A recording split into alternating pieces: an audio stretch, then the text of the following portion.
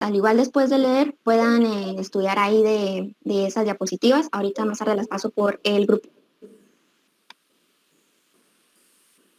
Bueno, primero hay que hablar acerca de que estas enfermedades son una causa de morbilidad y de mortalidad. Sobre todo se ve esto por los estudios en la sociedad occidental, en donde pues puede afectar de un 35-40% de las muertes en ese lugar. Entonces, las enfermedades pueden afectar, esas enfermedades pueden afectar corazón, vasos sanguíneos y sangre. Entonces, esa alteración, dependiendo del lugar de donde suceda, ya sea corazón, vasos sanguíneos o sangre, puede provocar una lesión o un daño, una alteración que va a provocar una adaptación o una anomalía en otros de esos componentes, ya sea corazón, vasos sanguíneos o sangre. Entonces, tenemos dentro de los trastornos hemodinámicos que vamos a hablar el día de hoy, los edemas, los derrames, congestión y shock. Entre los trastornos hemodinámicos y de coagulación, una trombosis y tipos de embolia.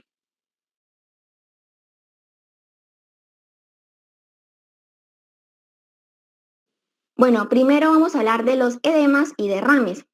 Los edemas y los derrames tienen como una etiología similar, pero sin embargo, este líquido va a hacer la afectación se va a acumular en lugares diferentes. Entonces, los trastornos que alteran la función cardiovascular, renal o hepática, que es la acumulación de líquidos en los tejidos, en el caso del edema, acumulación de líquidos en los tejidos, o cavidades corporales en la ocasión, en el caso de un derrame. Entonces, aquí nuevamente tengo las definiciones. Edema es exceso de líquido en algún órgano o tejido del cuerpo, mientras que los derrames es la acumulación patológica de líquido en una cavidad del organismo. Entonces, ¿cómo sucede esto? ¿Cómo es la etiología de esta enfermedad, básicamente, por decirlo así? Entonces, tenemos una presión hidrostática y una presión coritosmótica, como lo vemos aquí también en la imagen, en esa imagen que se encuentra en la esquina inferior izquierda. Bueno, la presión hidrostática es la encargada de llevar ese líquido hacia afuera, por decirlo así, el líquido hacia las paredes del capilar. Y la presión colitosmótica, el líquido hacia el espacio intracapilar, o sea, hacia adentro. Entonces, cuando esa presión hidrostática se encuentra aumentada, o sea, se va a encargar de llevar más líquido hacia afuera.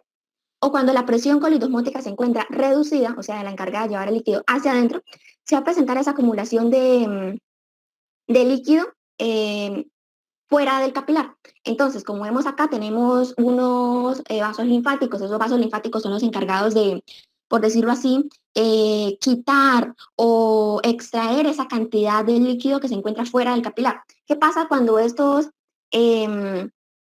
vasos linfáticos rebasan como su capacidad de extraer este líquido? Se va a formar lo que es el edema o el derrame, porque ya no va a haber alguien como que saque ese líquido, por decirlo así. Entonces, se va a acumular, ya sea en los tejidos, en el caso del edema, o en las cavidades, en el caso del derrame.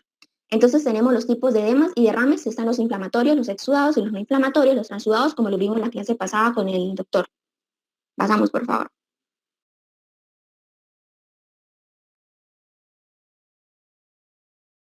Bueno, entre las causas de edema, así como les dije, hay 4 principales. Aquí también se encuentran lo del aumento de la presión hidrostática y lo de la disminución de la osmótica, ¿sí? Entonces, en primer lugar, tenemos el aumento de la presión hidrostática. Este aumento de la presión hidrostática es causado fundamentalmente por aquellos trastornos que van a alterar el retorno venoso. Entonces, vamos a tener 2 tipos, ya sea localizada o sistémica. Localizada, por ejemplo, es debido a una trombosis venosa profunda de una extremidad, como en los miembros inferiores. El edema resultante va a quedar solamente en esa área afectada, ¿sí? Por eso es localizada.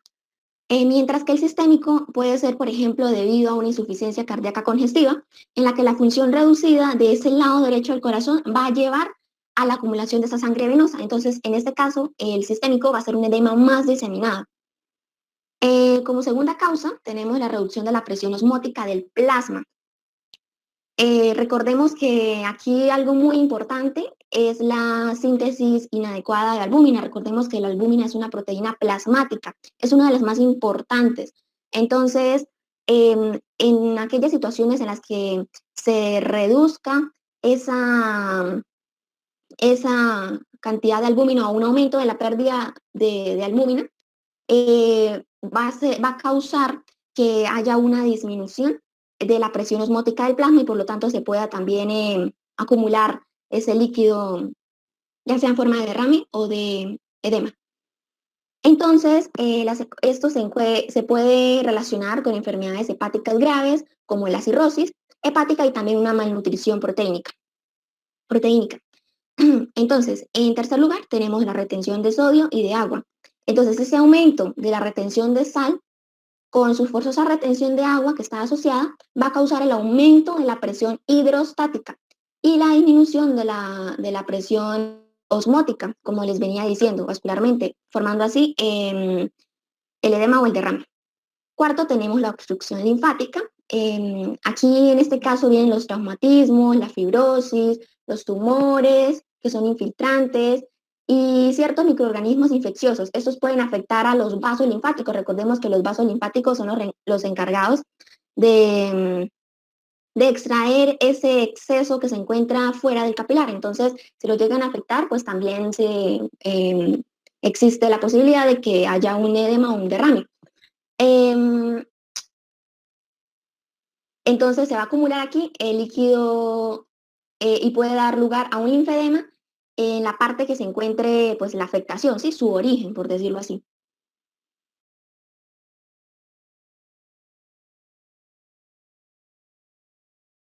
Bueno, morfológicamente, en una mirada, a una vista microscópica, se puede observar como una aclaración con separación de la matriz extracelular y una leve tumefacción celular.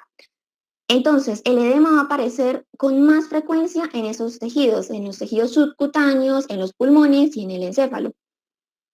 Entonces, aquí en los tipos de edema tenemos los ejemplos. Tenemos un edema subcutáneo, como lo dije ahorita, el edema secundario a disfunción renal, tenemos ese edema de pulmón y el edema cerebral. Entonces, principalmente en los tipos de edema y las características clínicas en los que les acabé de decir en los ejemplos, en el edema subcutáneo puede ser difuso o también localizado en regiones de presiones hidrostáticas que se encuentren elevadas. Este edema subcutáneo puede retrasar la curación de las heridas o también la eliminación de infecciones. El edema pulmonar va a impedir el intercambio gaseoso y el aumento de riesgo de infección, como ya algunos de nosotros hemos venido visto en otras materias con anterioridad. Bueno, el edema encefálico dentro del espacio confinado del cráneo puede llegar a impedir el flujo cerebral de sangre o causar hernias. ¿Qué más le digo del cerebral? No más, eso. Pasemos, por favor. Bueno, vamos a hablar ahora de la hiperemia y la congestión. Entonces, tanto la hiperemia como la congestión se pueden producir con el aumento sanguíneo dentro de los tejidos, pero su mecanismo subyacente es distinto, ¿sí? El mecanismo de este es distinto, pero se producen por aumento del volumen sanguíneo. Entonces, también tienen igual producción, o sea, el aumento del volumen sanguíneo en ambos es igual, pero su mecanismo es diferente, ¿sí? Y de igual manera sus consecuencias son diferentes. ¿Cómo funciona la hiperemia? La hiperemia es un proceso activo en el que la dilatación arteriolar provoca un aumento del flujo sanguíneo, ¿sí? Mientras que en la congestión es un proceso pasivo secundario a una menor salida de sangre de un tejido. ¿Sí? En ambos hay aumento de volumen sanguíneo, pero las consecuencias y el mecanismo subyacente es distinto. Por ejemplo, en la hiperemia, una inflamación o en el músculo esquelético en el ejercicio. Aquí en la epidemia se va a producir zonas de inflamación y esos tejidos se van a tornar rojos, o sea, se va a formar un eritema. Y esto es causado por ese mayor aporte de sangre oxigenada. Mientras que en la congestión pueden ser de dos tipos, ya sea sistémica o localizada. Sistémica, como en la insuficiencia cardíaca, o localizada como en una obstrucción venosa. Bueno, en este caso no va a haber una coloración roja o un eritema, va a haber una coloración rojo-azulada o también como se conoce como la cianosis. Y esto, a medida que el empeoramiento de la congestión va a llevar a una acumulación de desoxihemoglobina. En la congestión pasiva crónica de larga evolución, la sangre desoxigenada puede llegar a dar lugar a una hipoxia. Y esto puede, si es muy intensa, puede llegar a causar una lesión tisular isquémica o una fibrosis. Aquí en esta imagen podemos ver una representación de un hígado con una congestión pasiva crónica y una necrosis hemorrágica. Congestión pasiva crónica al lado izquierdo y necrosis hemorrágica al lado derecho.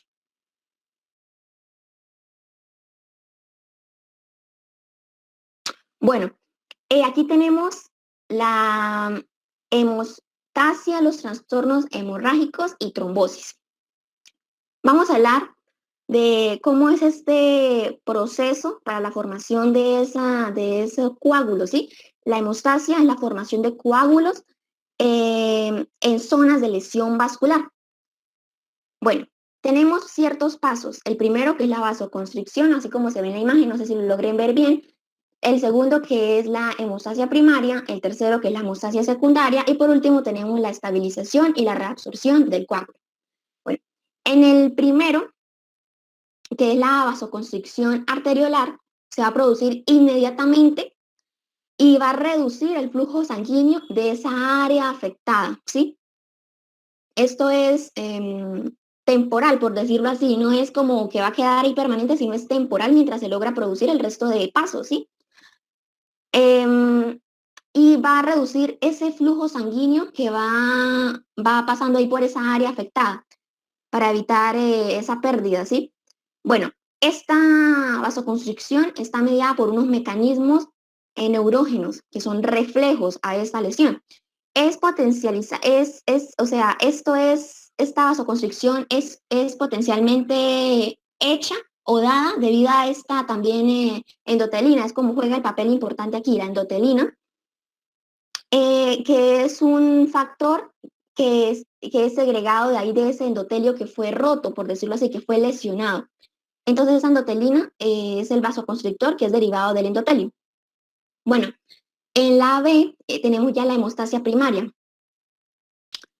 Esa se puede llamar hemostasia primaria o formación del tapón plaquetario. Entonces, después de esa rotura del endotelio se expone el factor von Willebrand, ¿sí? Y también colágeno, que están subendoteliales. Y esto va a promover la adhesión y la activación de las plaquetas. Unos minutos después, los productos que fueron secretados van a reclutar a más plaquetas, como que vengan para acá que necesitamos ayuda, y van a pasar por la agregación, ¿sí?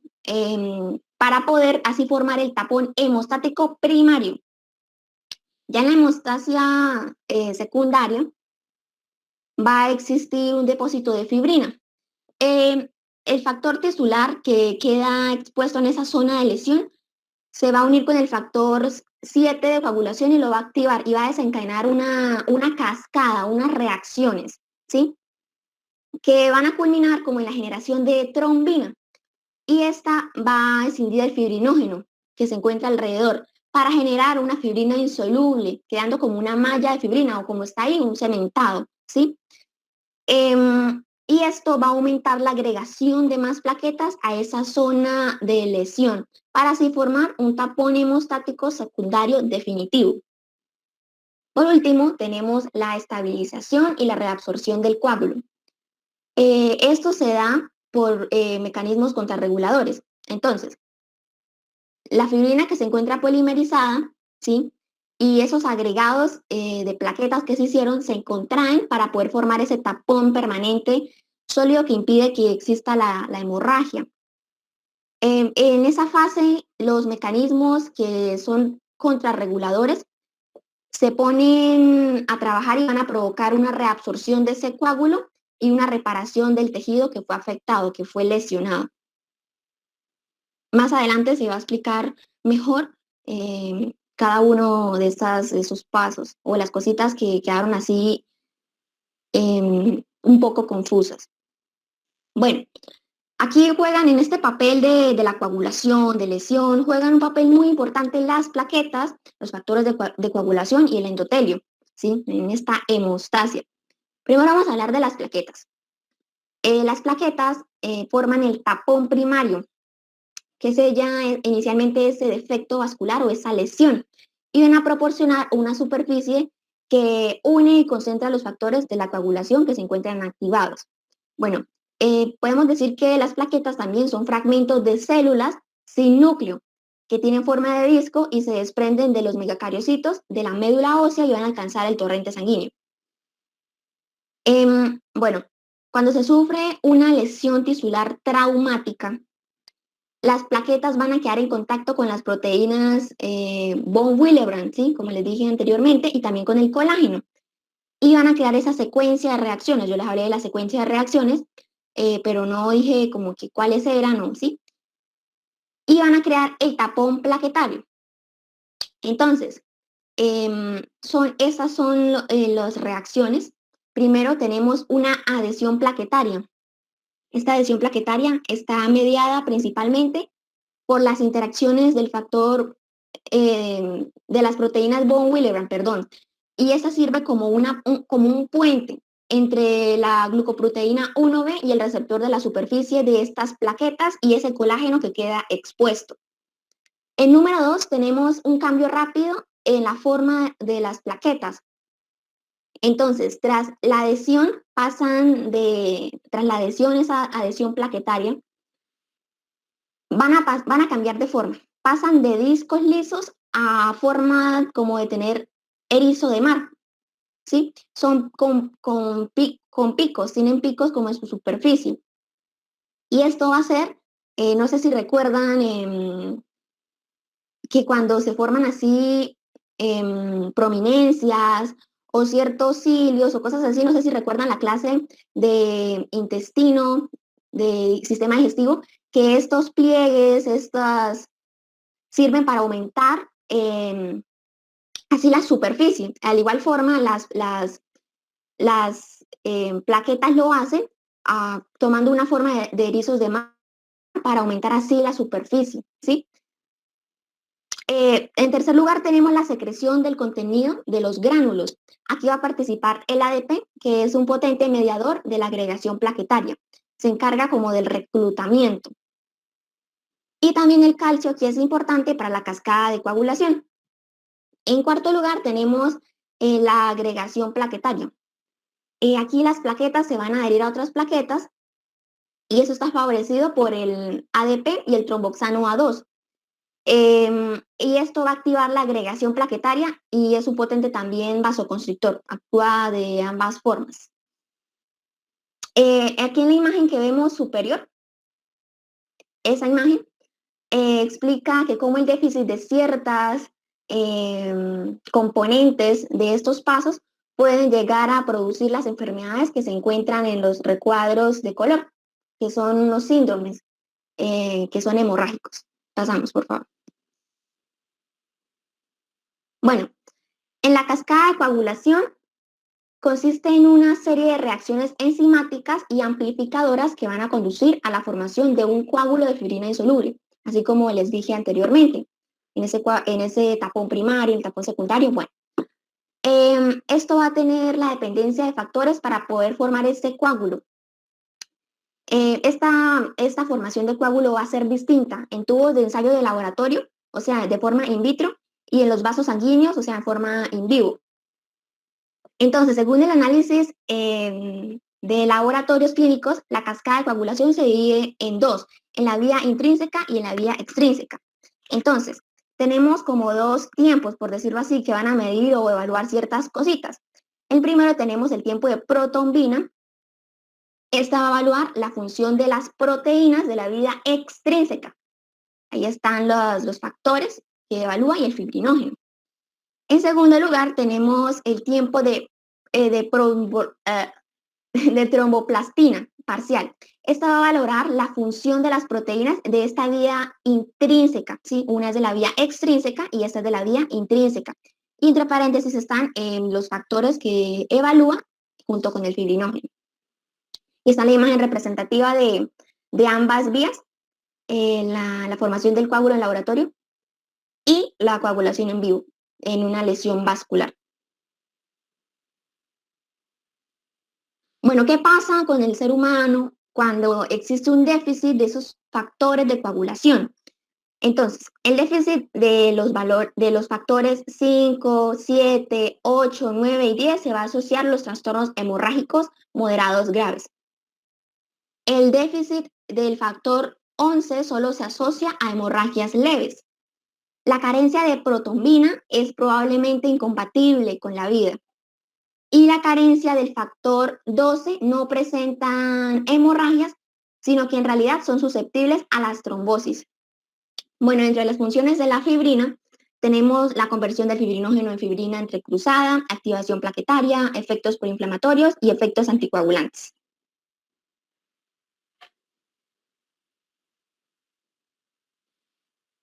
Bueno, dentro de los factores que limitan la coagulación, tenemos tres, por decirlo así. Los mecanismos contrarreguladores son los principales y tenemos la dilución y la necesidad de fosfolípidos de carga negativa. Esta coagulación debe darse solo en la zona de lesión vascular para impedir daños en la persona, ¿sí? Impedir consecuencias que puedan perjudicar la vida o la salud de la persona, ¿sí? La gracia es que ayude a parar un daño, no que cause más daño. Entonces, dentro de los mecanismos contrarreguladores tenemos los que se expresan en el endotelio.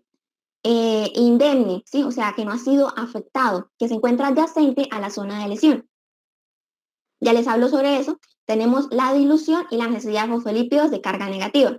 Esta dilución es donde la sangre, el flujo de sangre, va a alejar a esos factores de coagulación, los va a arrastrar por ese torrente sanguíneo. Obviamente, esos factores de coagulación que fueron activados, ¿no? Para formar ese coágulo y son eliminados rápidamente por el hígado. Ese es el primero. Eso es el primer factor que limita como la coagulación.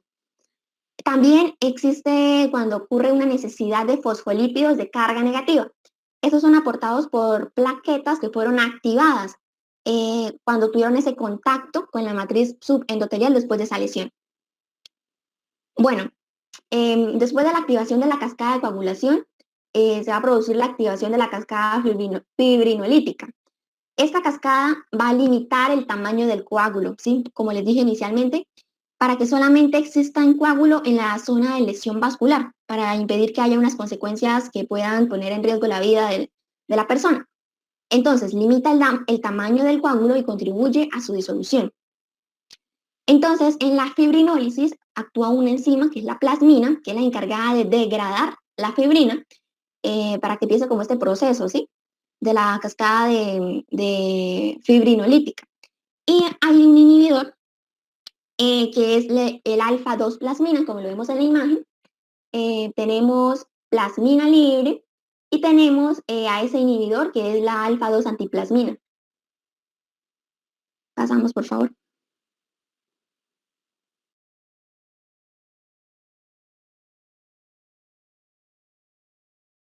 Bueno, vamos a hablar del endotelio. En el endotelio va a existir un balance entre las actividades anticoagulantes y procoagulantes.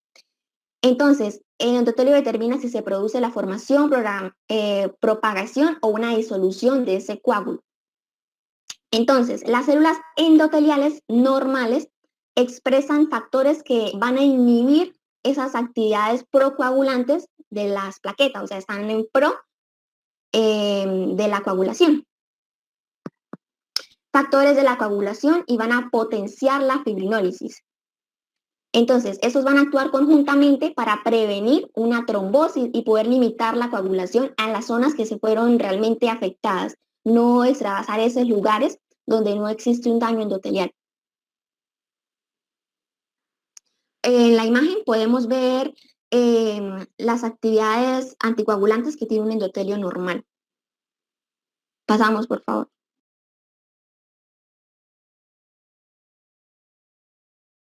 Bueno, en las propiedades antitrombóticas, ¿sí? Esas actividades, hablamos de las pro y de las anti.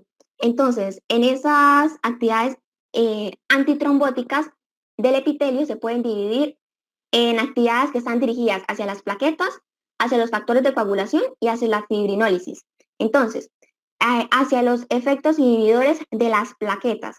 Aquí el endotelio intacto, o sea, indemne, que no fue afectado, bloquea el acceso de las plaquetas a la matriz subendotelial trombógena. En segundo, tenemos que la adenosina difosfata va a degradar el ADP y ese ADP, pues al degradarlo, que es un inductor de la agregación plaquetaria, pues obviamente va a parar este proceso de formación de coágulo. Tenemos las afecciones fibrinolíticas. Aquí el activador tisular del plasminógeno va a escindir el plasminógeno para formar una plasmina y esa plasmina se va a degradar la fibrina. Recordemos que esos son componentes esenciales en el proceso de coagulación. Entonces, cuando se encuentran inhibidos, pues obviamente va a parar este proceso. Efectos anticoagulantes. La trombomodulina está asociada a la membrana y convierte a la trombina en proteína anticoagulante. El complejo proteína C y proteína S activado va a inhibir los factores que se encuentran relacionados con este proceso de coagulación. Pasamos, por favor. Cabe resaltar que en los cuadritos coloqué como lo más importante para que puedan leerlo y estudiarlo con más calmita. Bueno, vamos a hablar ahora de los trastornos hemorrágicos. Estos trastornos están asociados a hemorragias anómalas y se deben necesariamente a defectos primarios, secundarios de las paredes de los vasos, de las plaquetas o también de los factores de la coagulación. Si nos damos cuenta, esto lo hemos repetido varias veces, debido a que gracias a esto, pues es que son como los componentes principales, por decirlo así. Las plaquetas, los factores de la coagulación, para este proceso de coágulos o hemorragia, etcétera, ¿sí? De los trastornos hemodinámicos. Bueno, entonces, todos estos deben funcionar de una manera correcta para así asegurar la hemostasia. Entonces, esa presentación de las hemorragias varía, puede variar. Entonces, pueden haber hemorragias masivas y pueden haber defectos leves de la coagulación. En las hemorragias masivas están asociadas con las rupturas de grandes vasos como la aorta. Las enfermedades que se encuentran asociadas con hemorragias masivas y bruscas van a comprender una disección aórtica, por ejemplo, como el síndrome de Marfan, un aneurisma de esa aorta abdominal, un infarto de miocardio, etcétera, ¿sí? Entre los defectos leves de la coagulación, tenemos que estas solamente se ponen de manifiesto en condiciones de sobrecarga hemostática como una cirugía, en un parto, en intervenciones dentales, en la menstruación o en traumatismos.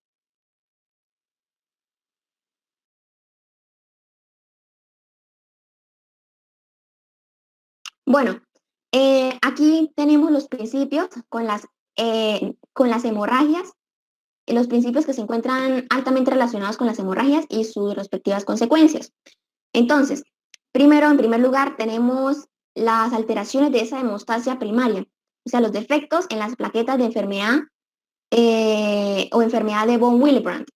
Estas alteraciones, recordemos los pasos, la formación de hemostasia primaria, hemostasia secundaria, que era ese tapón primario o el tapón secundario definitivo. Bueno, aquí se manifiesta por pequeñas hemorragias en la piel o en las mucosas y adoptan formas de petequias. ¿Qué son las petequias? Son como unas manchitas rojas de sangre pequeñas, circulares, ¿sí? Si no estoy mal, más adelante les puse una imagen en donde se representan ahí, pueden ver las petequias. Bueno, entonces, esas se van a las hemorragias mucosas, o sea, se encuentran asociadas a alteraciones de la hemostasia primaria. Y esto se puede manifestar por una epíxtasis, que es una hemorragia nasal, una hemorragia digestiva o una menstruación excesiva, que se denomina una menorragia, ¿sí? Una complicación que es muy temible de los recuentos de plaquetas muy bajos es una hemorragia intracerebral que puede llegar a ser mortal. En segundo lugar, tenemos las alteraciones de la hemostasia secundaria. Aquí vienen los defectos de los factores de la coagulación. Eh, Aquí se van a manifestar prácticamente por hemorragias de la parte blanda, como son músculos, articulaciones. Las hemorragias articulares o llamadas hemartros, tras los traumatismos leves, son especialmente muy característicos de la hemofilia. En tercer lugar, tenemos las alteraciones que son generalizadas, con afectación de vasos pequeños. Eso se manifiesta por un púrpura palpable y equimosis. En la equimosis son hemorragias de 1 a 2 centímetros de tamaño. En la púrpura y equimosis, el volumen de sangre que se extravasa es suficiente para crear una masa de sangre que es palpable, y eso es conocida como el hematoma.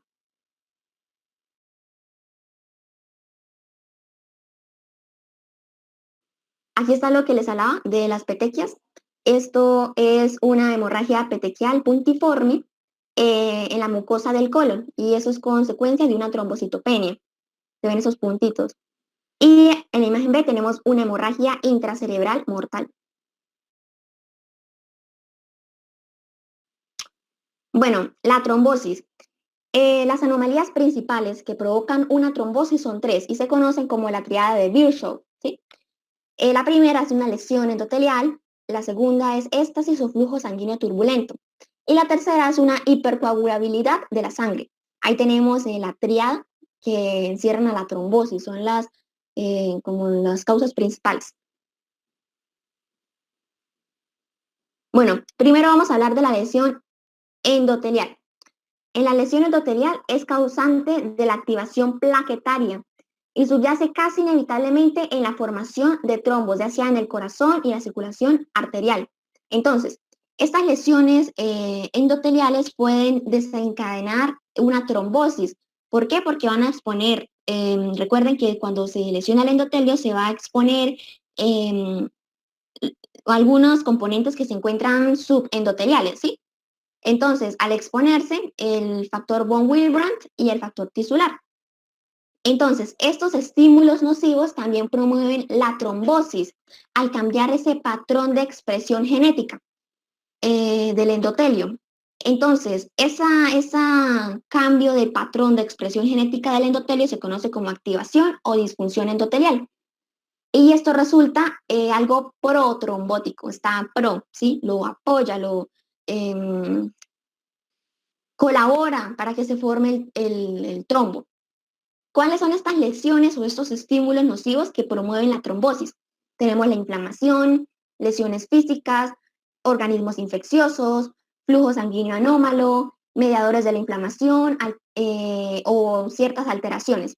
Entonces, como les dije, este cambio de patrón genético del endotelio se va a llamar activación o una disfunción endotelial. Entonces, entre esas alteraciones protrombóticas principales, tenemos los cambios procoagulantes y los efectos antifibrinolíticos.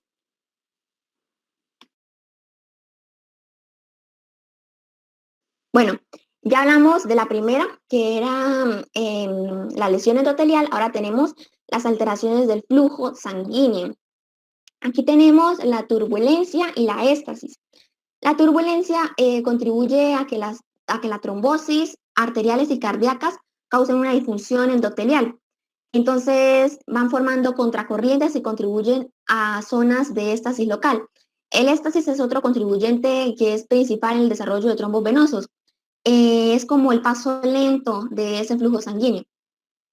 Entonces, estos van a promover la activación endotelial, favoreciendo esa actividad procoagulante y esa adhesión leucocítica. También alteran el flujo laminar y ponen a las plaquetas en ese contacto contra el endotelio. También van a impedir la retirada y la dilución de esos factores coagulantes, como les dije anteriormente, que fueron activados por parte del nuevo flujo de sangre y la llegada de inhibidores de los factores de coagulación. Entonces van a impedir que eso suceda. En tercer lugar tenemos la hipercoagulabilidad. Esta también es llamada trombofilia y puede definirse a grandes rasgos como cualquier trastorno de la sangre que pueda predisponer a una trombosis, ¿sí? Esto resulta especialmente importante en las trombosis que son venosas y se pueden clasificar en dos. Los trastornos primarios, que son o los genéticos, o los secundarios, que son adquiridos. Entonces, aquí tenemos dos ejemplos, como el síndrome de trombocitopenia inducida por heparina y el síndrome por anticuerpos antifosfolipídicos. Se encuentran en el libro, lo pueden leer sobre eso, solo que no hablo de eso porque me extendería demasiado. Bueno, en la morfología. Entonces, los trombos venosos suelen aparecer de forma característica en lugares de éstasis y son oclusivos. Recordemos que la éstasis era un contribuyente principal en ese desarrollo de los trombos venosos. Bueno, ahora los trombos arteriales o cardíacos suelen comenzar en los lugares de adhesión endotelial, como por ejemplo en una placa aterosclerótica, en una endocarditis o en una turbulencia en caso de una bifurcación vascular. Los trombos aórticos o cardíacos no suelen ser oclusivos, ¿sí? Son parietales, debido al flujo rápido y el volumen de sangre que se encuentra en estos sitios. Tanto el flujo como el volumen de sangre es muy alto. Entonces, estos trombos suelen unirse con fuerza a zonas en las que se originaron habitualmente, ¿sí? Y se pueden propagar hacia el corazón. Entonces pueden viajar, por decirlo así. Tipos de trombos. Tenemos tres: trombos murales, trombos arteriales y una trombosis venosa. En los trombos murales tenemos que se producen en las cavidades cardíacas o a la luz de la aorta. Las alteraciones de la concentración del miocardio y lesiones endomiocárdicas promueven los trombos murales cardíacos, esas alteraciones cardíacas. Las placas ateroscleróticas ulceradas son precursoras de trombos aórticos. Bueno, en trombos arteriales tenemos que son oclusivos, ¿sí? Y se van a producir más frecuentemente en un orden descendiente en arterias coronarias, cerebrales y femorales. Y son una red de plaquetas, fibrina, eritrocitos y leucocitos. Entonces, en las trombosis venosas casi siempre son oclusivas y el trombo va a formar como un molde a lo largo de esa luz del vaso sanguíneo. Entonces, estos son firmes, están unidos focalmente a la pared del vaso y contienen unas líneas de sangre. Estas líneas de sangre van a distinguir esos trombos formados en una persona viva, ¿sí? Esa es una característica de unos trombos formados en una persona que fueron vivas, bueno, esas líneas de sangre van a estar presentes en los trombos de las personas que sufrieron una trombosis, ¿sí? Después de postmortem, los coágulos postmortem, esta persona no va a tener estas líneas. Entonces es así como se puede diferenciar un coágulo postmortem de un trombo que fue ocasionado por una trombosis, ¿sí? Porque contiene esas líneas de sangre que van a contener ciertos componentes necesarios para esta formación del trombo. Bueno, esos trombos venosos suelen contener más eritrocitos incorporados y por lo tanto se va a denominar trombos rojos o de éstasis. Y las venas de las extremidades inferiores son las más afectadas en este caso.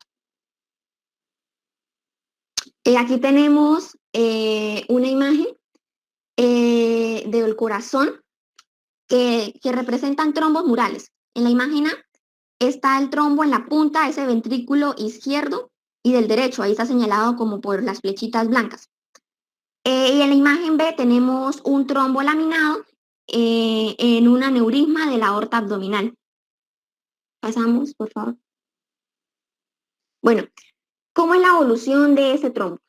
Si el paciente sobrevive a esa trombosis inicial que les describí anteriormente, en los días o semanas siguientes, los trombos pasan por alguna combinación de 4 de los procesos siguientes, que son propagación, una embolia, una disolución o una organización y recanalización. ¿Qué pasa en la propagación? En la propagación, los trombos van a acumular más plaquetas y fibrina. En la embolia, los trombos se desprenden, ¿sí?, de esa pared del vaso y van a migrar a otros lugares de la vasculatura. La disolución, este es como el resultado de ese proceso fibrinolítico, ¿sí?, que puede producir la contracción rápida y la desaparición de esos trombos que fueron recientes. Y la organización y la recanalización, los trombos más antiguos se van a organizar por ese crecimiento de las células endoteliales de ese vaso, del músculo liso o fibroblastos. Y va a ocurrir la recanalización, y esto es donde se puede convertir como un trombo en algo más pequeño de tejido conjuntivo. Se convierte y queda incorporado a esa pared del vaso sanguíneo. Las características clínicas, tenemos que los trombos venosos suelen causar congestión dolorosa y edema distal. Esto es un edema distal debido a la obstrucción, está distal a esa obstrucción, pero resultan preocupantes porque fundamentalmente por su tendencia a llegar a provocar una embolia de pulmón en esos trombos venosos. Más adelante tengo una imagen sobre eso.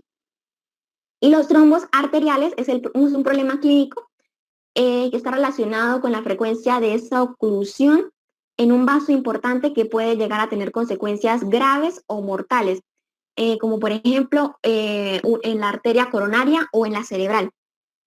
Estos van a causar eh, congestión local, dolor, sensibilidad al tacto, entre otros.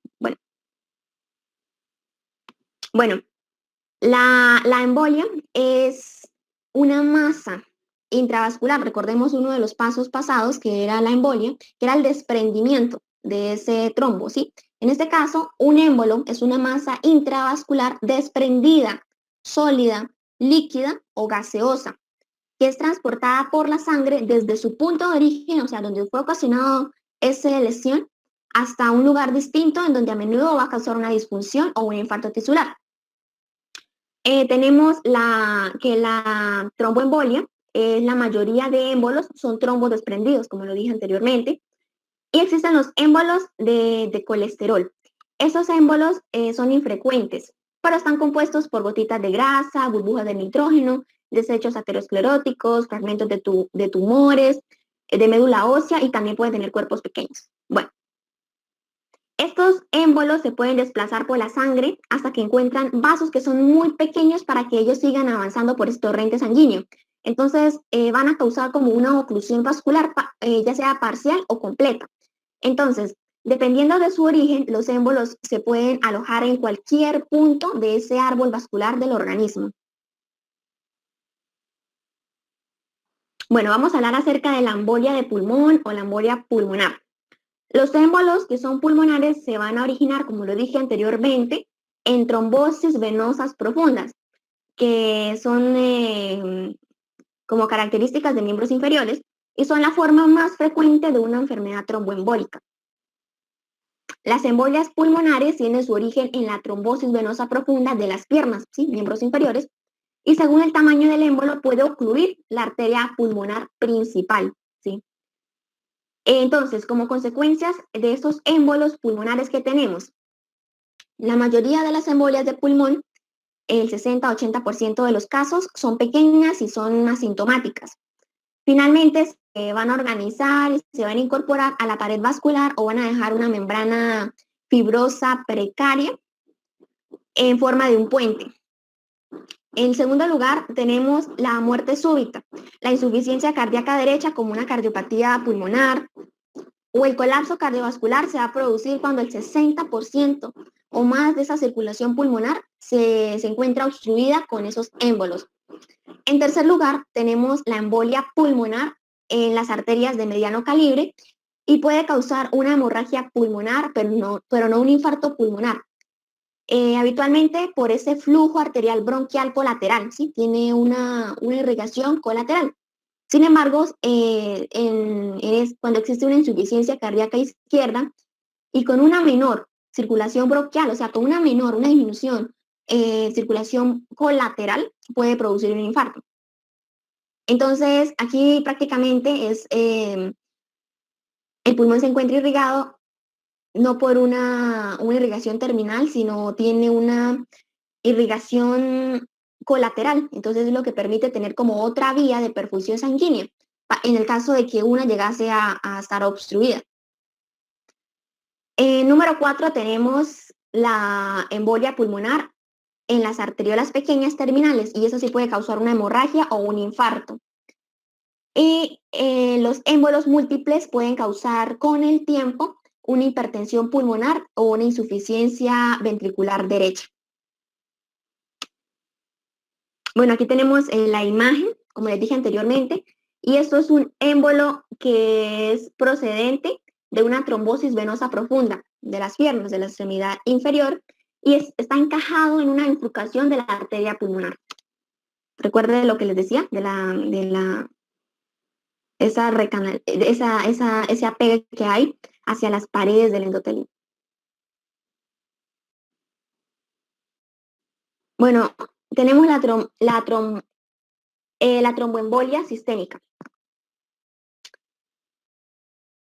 La mayoría de los émbolos sistémicos, o sea, el 80%, provienen de esos trombos murales intracardíacos, 2/3 partes de los cuales se asocian a infartos de la pared del ventrículo izquierdo y otra parte a la dilatación de la aurícula derecha y fibrilación auricular. Entonces, las consecuencias de estos émbolos dependen de la vulnerabilidad de los tejidos afectados a la isquemia, ¿sí? El calibre del vaso ocluido o la presencia o ausencia de una vascularización colateral, como les dije, son como características de ciertos órganos o de ciertos tejidos que van a ayudar a favorecer o a desfavorecer mayor consecuencias o menores consecuencias con la llegada de estos émbolos sistémicos, ¿sí? Entonces, el calibre importa, el calibre del vaso, la presencia o ausencia de esa vascularización colateral. Entonces, aquí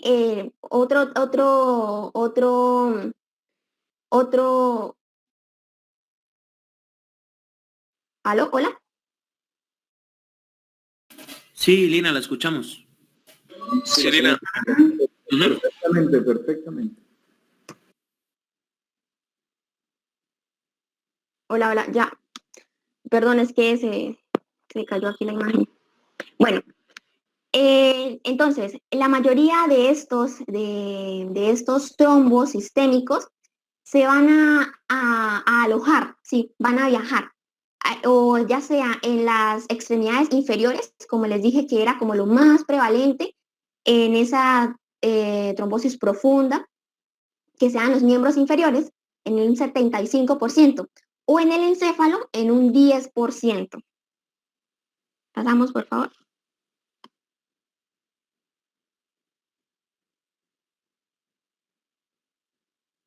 Bueno, ahora tenemos una embolia grasa y medular. Estos glóbulos de grasa microscópicos en ocasiones tienen médula ósea hematopoyética que se encuentra ahí asociada. Cuando se encuentran estos microscópicos glóbulos de grasa en la vasculatura pulmonar, tras fracturas de ya sean huesos largos, traumatismos o partes blancas y quemaduras, ¿sí? Después de esos incidentes es posible encontrarlos. Entonces, las lesiones van a romper esos sinusoides vasculares, esas lesiones que les nombré, van a romper esos sinusoides vasculares en la médula o en pequeñas vénulas, lo cual va a permitir que la médula o el tejido adiposo llegue a introducirse en ese espacio vascular, en ese torrente, ¿sí? Entonces, el 90% de las personas que presentan lesiones óseas graves van a presentar una embolia grasa, ¿sí? El 90% de esas personas que presentan esas lesiones que nombré. Pero solamente un 10% de ese 90% van a ser sintomáticos, ¿sí? Van a presentar síntomas. ¿De qué manera presentan estos síntomas? Con el síndrome de embolia grasa. Entonces, ese síndrome de embolia grasa es el término aplicado a la minoría de pacientes que llegan a estar sintomáticos, como lo dije, y se caracteriza por la insuficiencia pulmonar, síntomas neurológicos, anemia y trombocitopenia, y es mortal en cerca del 5 al 15% de los casos. 1 a 3 días después de una lesión, va a aparecer de forma brusca una taquipnea, una disnea, una taquicardia o una irritabilidad. Entonces, ahí tenemos una imagen representativa de lo que es una embolia de médula ósea en una circulación pulmonar. Pasamos, por favor. Bueno, ahora tenemos una embolia gaseosa. Las burbujas de gas dentro de la circulación pueden unirse y llegar a formar masas espumosas que van a obstruir ese flujo vascular y van a causar lesiones isquémicas que van a ser distales. Entonces, pequeñas cantidades en las circulaciones coronaria o cerebral pueden llegar a ser muy catastróficas. Entonces son necesarios más de 100 mililitros para que haya una consecuencia clínica, ¿sí? Tales como esos volúmenes pueden introducirse en procedimientos ya sean obstétricos, cirugías o después de una lesión de la pared torácica. La formación de burbujas de gas en los músculos esqueléticos y en las articulaciones causa retorcimientos dolorosos. En los pulmones, un edema, la hemorragia y un enfisema local que conduce a la insuficiencia respiratoria o ahogo. Y una forma más crónica de esa enfermedad por descompresión es llamada la enfermedad del cajón hidráulico. Bueno, ahora vamos a hablar de la embolia del líquido amniótico. Esta embolia es la quinta causa de mortalidad materna en todo el mundo y puede provocar trastornos neurológicos que pueden llegar a ser permanentes hasta en el 85% de las mujeres que sobreviven. Entonces, este inicio de esta embolia se caracteriza por una disnea grave, brusca, por cianosis y shock, que vamos a hablar más adelante, seguidos de alteraciones neurológicas que abarcan desde una cefalea hasta convulsiones o inclusive coma. Cuando las pacientes viven a la crisis inicial, se va a desarrollar un edema de pulmón y este a menudo va a estar acompañado de una coagulación intravascular diseminada. Entonces, la causa de esta embolia es la llegada de ese líquido amniótico o tejido fetal a la circulación de la mamá. Y esto se produce a través de un desgarro de esas membranas placentarias o una rotura de las venas uterinas. Entre las observaciones histológicas, son células escamosas fetales las que producen esto, que son desprendidas de esa piel del feto. También lanugo, grasa de la vernis caseosa o mucina, que es procedente de las vías respiratorias o del tubo digestivo de este feto. Bueno, aquí en esta imagen tenemos una embolia de líquido amniótico. Bueno, vamos a hablar ahora del infarto. Creo que todos hemos leído algo sobre infarto, hemos visto clases o tenemos idea de qué es el infarto. Un infarto es un área de necrosis isquémica que es causada por una oclusión de la vascularización arterial o del drenaje venoso, ¿sí? Donde sea que fuese, es una oclusión de esa vascularización. Entonces, en la mayoría de los infartos va a existir una trombosis o una embolia arterial, ¿sí? Es como una de las cosas que van a desencadenar un infarto, por decirlo así. Entonces, entre las causas, entre las menos frecuentes, tenemos el vasoespasmo local, hemorragia en una placa ateromatosa o comprensión extrínseca de los vasos. Otras causas menos frecuentes tenemos la torsión de un vaso, una rotura vascular traumática o compromiso vascular, que es secundario a un edema. Los infartos que son secundarios a trombosis venosa son más probables en órganos que tengan una sola vena aferente, como los testículos o los ovarios. Recordemos que una de las causas o uno de los motivos por los cuales se pueden prevenir, por decirlo así, o evitar daños colaterales, es porque existe una circulación colateral, pero en órganos que tengan una sola vena aferente, como los testículos o los ovarios, pues son más propensos o son más probables a que existan. Bueno, vamos a hablar de la morfología de estos infartos. Los infartos se clasifican según su color y la presencia o la ausencia de una infección. Entonces, por su color son rojos, hemorrágicos, o blancos, que son anímicos. Y también por presencia o ausencia de una infección, que son sépticos o estériles. Entonces, en los infartos rojos se producen en oclusiones venosas, en tejidos laxos y esponjosos, en los que se puede acumular la sangre en esa zona infartada, ¿sí? Esta acumulación de sangre en la zona infartada. En tejidos con circulación doble, que la sangre fluya desde una irrigación paralela, no obstruya esa zona necrótica. Como les decía con anterioridad, una vía colateral. En tejidos previamente congestionados por un drenaje venoso que sea muy lento. Entonces, aquí prácticamente este infarto rojo se va a caracterizar por esa acumulación de sangre en esa esa zona infartada. ¿Qué pasa con esos infartos blancos? Estos van a aparecer con oclusiones arteriales o en órganos sólidos, con una circulación arterial terminal. Ojo ahí, no tienen una vía colateral, sino es una circulación arterial terminal, en los que la densidad del tejido va a limitar la salida de sangre de capilares adyacentes al área necrótica. Entonces, una característica muy dominante del infarto es esa necrosis coagulativa isquémica. Entonces, en la imagen A tenemos un infarto rojo, se logra ver la parte como limitada de en esa zona donde hubo una acumulación de sangre, en esa zona infartada. Y en la imagen B tenemos también esa zona bien marcada de ese infarto blanco. Tenemos también los infartos sépticos, que me faltó ahí, que se producen en el caso de una embolia de vegetaciones que son infectadas de válvulas cardíacas o cuando los microbios llegan a colonizar el tejido necrótico.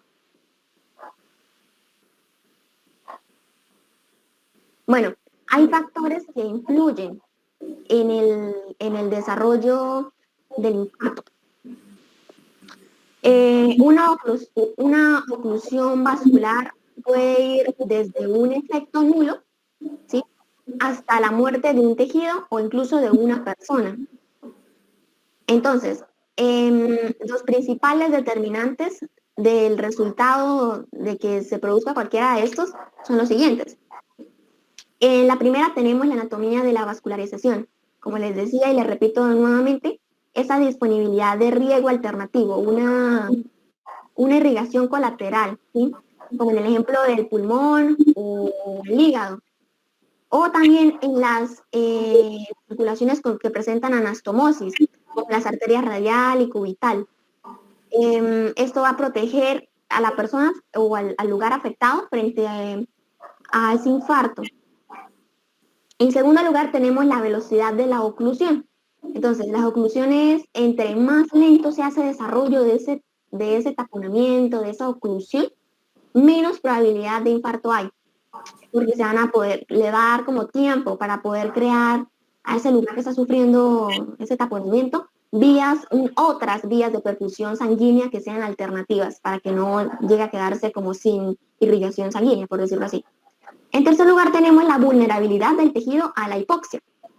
Esto es, recordemos la clase de lesión celular, que un daño en una célula, un daño irreversible, era causado ya sea como la cantidad de tiempo en el que se pueda exponer una célula a ese estrés o a ese daño, o como en el tamaño de ese daño, en pocos minutos, sí, por decirlo así. Entonces, hay tejidos que pueden soportar más estrés, más daño, y hay otros que son más vulnerables, en este caso a la hipoxia. Entonces, las neuronas pueden llegar a resistir 3 o 4 minutos de isquemia, por ejemplo. Las células miocárdicas, 20 o 30 minutos. Pero hay otras que llegan a aguantar más, por decirlo así, a soportar más ese estrés, ese daño. Por ejemplo, los fibroblastos que se encuentran dentro del miocardio pueden llegar a aguantar varias horas de esa hipoxia. Por último, tenemos esa hipoxemia. La hipoxemia es como una concentración sanguínea de oxígeno que se encuentra baja, muy baja. Entonces, independientemente de cuál sea su causa, de que esta concentración sanguínea de oxígeno se encuentre baja, va a aumentar la probabilidad y la extensión de este infarto. Bueno, ahora vamos a hablar del shock. El shock es un estado en el que el gasto cardíaco reducido o la disminución del volumen sanguíneo circulante van a alterar la perfusión tisular y van a provocar una hipoxia celular. Entonces, ojo ahí que lo importante aquí es que el gasto cardíaco se va a encontrar reducido o la disminución del volumen sanguíneo. Recordemos que el gasto cardíaco es la cantidad de litros que puede bombear el corazón en un minuto, ¿sí? Por decirlo así, normalmente son de 5 o 6 litros por minuto. Entonces, o también puede aquí repercutir la disminución de ese volumen sanguíneo circulante, que pueden llegar a alterar el proceso de la perfusión tisular, perfusión, recordemos, la llegada de esa oxigenación, de nutrientes a las células, y llegar a provocar una hipoxia celular. Entonces, el shock puede llegar a complicar hemorragias graves, quemaduras, traumatismos extensos, infartos de miocardio, una embolia de pulmón o una sepsis microbiana. Puede complicar, aparte de que ya el paciente está sufre algo grave, puede llegar a complicar estas alteraciones o estos daños. Bueno, tenemos unas causas. En primer lugar tenemos el shock cardiogénico, luego tenemos el shock hipovolémico y por último tenemos el shock que está asociado con una inflamación sistémica. Bueno, el shock cardiogénico resulta de un gasto cardíaco bajo, que es secundario a esa insuficiencia de la bomba miocárdica. Eso se puede deber a lesiones miocárdicas intrínsecas, como en el caso de un infarto. Obstrucción de la vía de salida, arritmias ventriculares y otros. El shock hipovolémico es secundario a un gasto cardíaco bajo debido a un volumen sanguíneo reducido, como sucede en las hemorragias masivas o en la pérdida de líquido por quemaduras graves. El último tenemos el shock que está asociado con inflamación sistémica. Es desencadenado por distintas agresiones, especialmente infecciones microbianas, quemaduras, traumatismos o pancreatitis. Aquí la característica patogénica es la llegada de mediadores inflamatorios, ¿sí? Una llegada masiva de mediadores inflamatorios, que son procedentes de las células del sistema inmunitario, ya sea innato o adaptativo.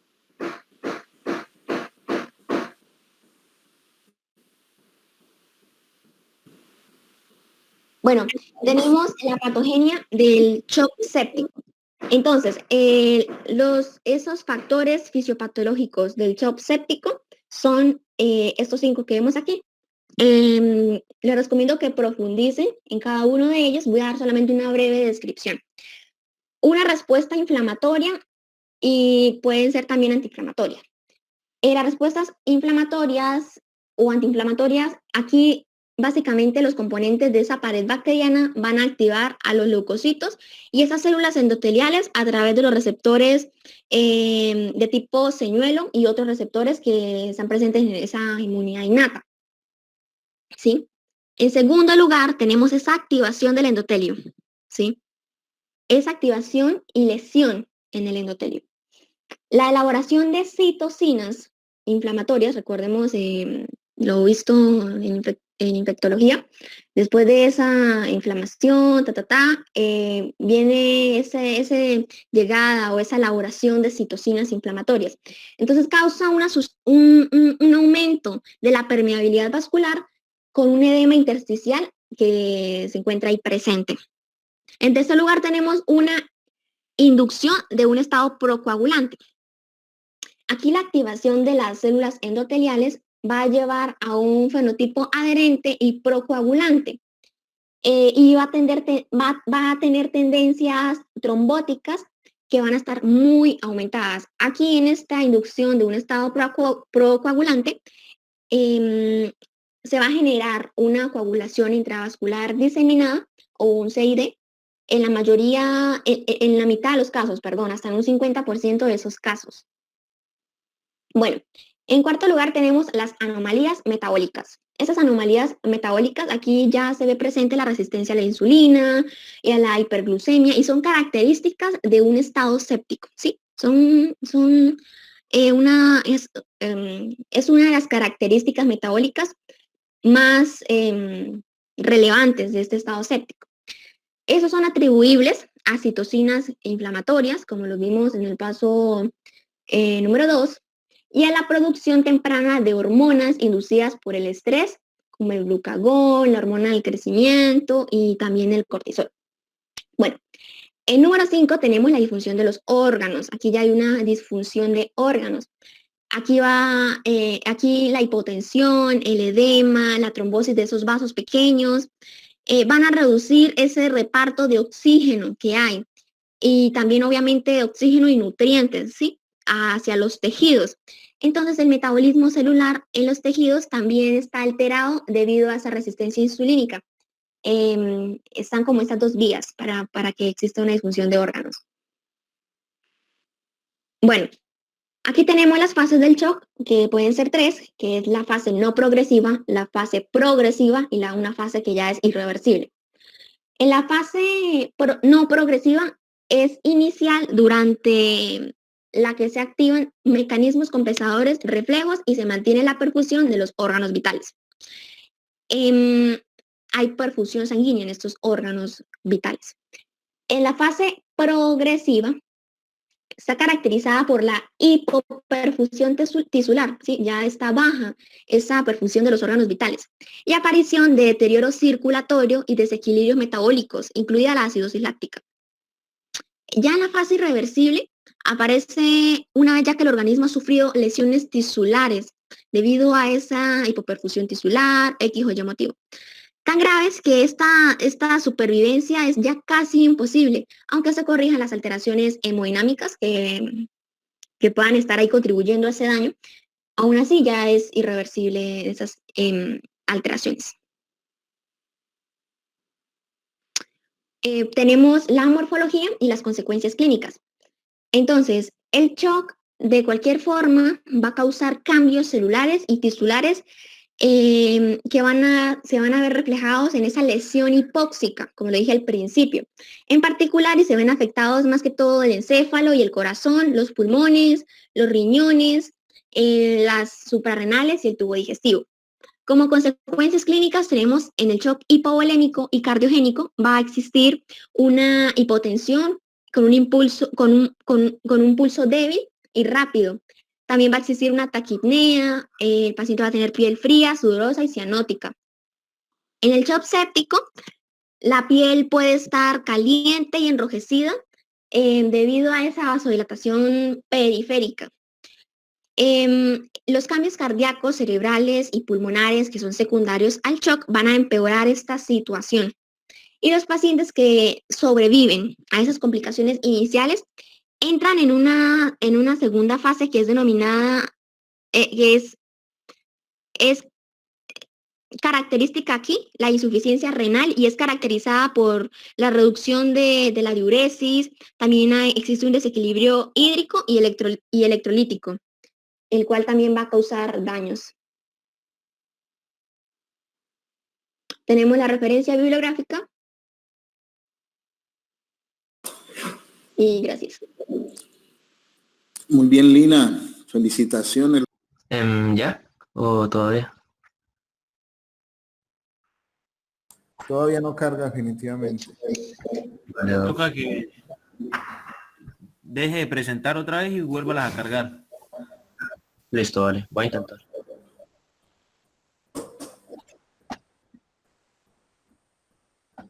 ¿Ya están viendo? ¿Ahora sí? Ahora sí, Dominic. Ahora sí, ven. Vale, muchísimas gracias. Entonces, muy buenos días para todos, compañeros, doctor. Hoy les vengo a hablar sobre la embolia, en el caso clínico. Mi nombre también es Villamarín, entonces empezamos. Acá les traigo el nombre del artículo del caso clínico que escogí. Es síndrome de Nicolau o embolia cutis medicamentosa, a propósito de un caso. Las dos autoras, Alejandra María y Mónica Alejandra, fue tomado de la revista EBSCO y el caso clínico es del año 2020, del año pasado. A manera de introducción les quiero contar que este síndrome de Nicolau, también llamado dermatitis pibedoide o embolia cutis medicamentosa, es una vasculopatía, ¿vale? Es causada por la aplicación parenteral de medicamentos. Entonces, ¿cuáles son las vías parenterales para inyectar estos medicamentos? Puede ser intravenosa, intraarticular, intramatricial, subcutánea y la intramuscular, que es la más común de esta patología, es la que podemos apreciar en la imagen, ¿vale? ¿Y qué tipo de medicamentos son los que van a causar esta reacción? Por ejemplo, la penicilina, el corticosteroide, los AINES o antiinflamatorios no esteroideos, que como sabemos son los que reducen la fiebre, la inflamación y alivian el dolor. Por ejemplo, tenemos la aspirina, el ibuprofeno, el naproxeno, etcétera. Entonces, ¿cuál es la presentación clínica característica de esta enfermedad? Empieza con un dolor intenso alrededor del sitio de la inyección, en este caso fue la nalga, seguido de un eritema. Luego termina con una necrosis desde la piel o puede ser necrosis del tejido subcutáneo o incluso la necrosis puede alcanzar el tejido muscular. Empecemos con el caso clínico. Entonces tenemos una paciente femenina de 39 años. Ella consulta debido a la aparición de una placa necrótica en el glúteo izquierdo de un mes de evolución. Esto fue causada por automedicación de betametasona y diclofenaco intramuscular. En la anamnesis, nuestra paciente refiere que no trae antecedentes patológicos como tal, pero sí refirió que sintió ardor y dolor intenso en el sitio de la inyección y que luego fue irradiándose hacia el miembro inferior izquierdo. Luego continuó con un eritema, equimosis y la necrosis que pues pueden apreciar en la imagen. Cabe destacar que previa a la atención dermatológica, ella recibió un manejo con antibióticos orales e intravenosos, e incluso con AINES, sin presentar ningún tipo de mejoría. Se le procedió a realizar una ecografía de tejidos blandos en la cual se reportaron los cambios inflamatorios. En la evaluación médica, pues también como podemos apreciar en la imagen, tenemos una placa necrótica en el cuadrante superior externo del glúteo izquierdo. Sus dimensiones aproximadamente 10.5 por 7 centímetros, de alto y ancho respectivamente, con induración y lívido reticular en la periferia y fue muy dolorosa a la hora de la palpación. ¿Cómo se manejó? Se le suministró pentoxifilina oral 400 miligramos cada 8 horas por un mes y también la aplicación diaria de un ungüento llamado colagenasa tópica o hidrosol. Este manejo se le dio por 2 semanas y gracias a la placa necrótica disminuyó su tamaño. Pasó a ser de 7 centímetros de ancho por 4.5 centímetros de alto y el dolor mejoró considerablemente. Lo pueden apreciar en la imagen. Pero, ¿qué pasa? La necrosis se fue extendiendo. Por lo tanto, fue necesaria la evaluación por cirugía plástica y el tratamiento quirúrgico, el cual consistió en el desbridamiento del tejido necrótico, como lo pueden apreciar en la imagen, y luego una reconstrucción con colgados. Para la discusión les traigo 3 puntos importantes. Entonces, el primero es que esta enfermedad es causada por la aplicación accidental del medicamento en una área perivascular o intravascular. ¿Esto a qué conlleva? A un vasoespasmo y una trombosis intravascular, con posterior isquemia e incluso necrosis localizada, como fue el caso de nuestra paciente, que puede extenderse y dejar secuelas. Como segundo punto, tenemos que el diagnóstico es clínico y entre más temprano sea diagnosticado, mejor será el pronóstico, aunque pueden describirse otro tipo de complicaciones relacionadas como alguna deformidad por contractura, cicatrización anormal, incluso pérdida de la extremidad, conllevando a la muerte. En tercer punto de la discusión tenemos que el tratamiento puede ser por antibióticos orales o intravenosos, con analgésicos vasoactivos como la pentoxifilina, heparina subcutánea, antiinflamatorios y corticosteroides.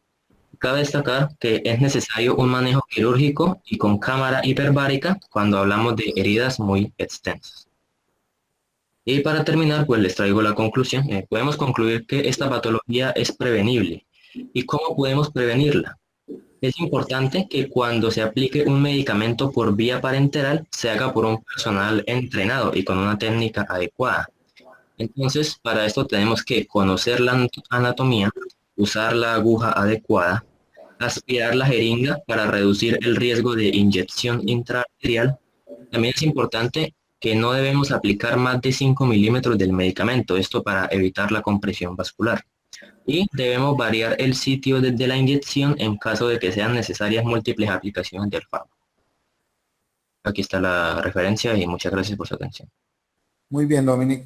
Excelente caso. Valentina.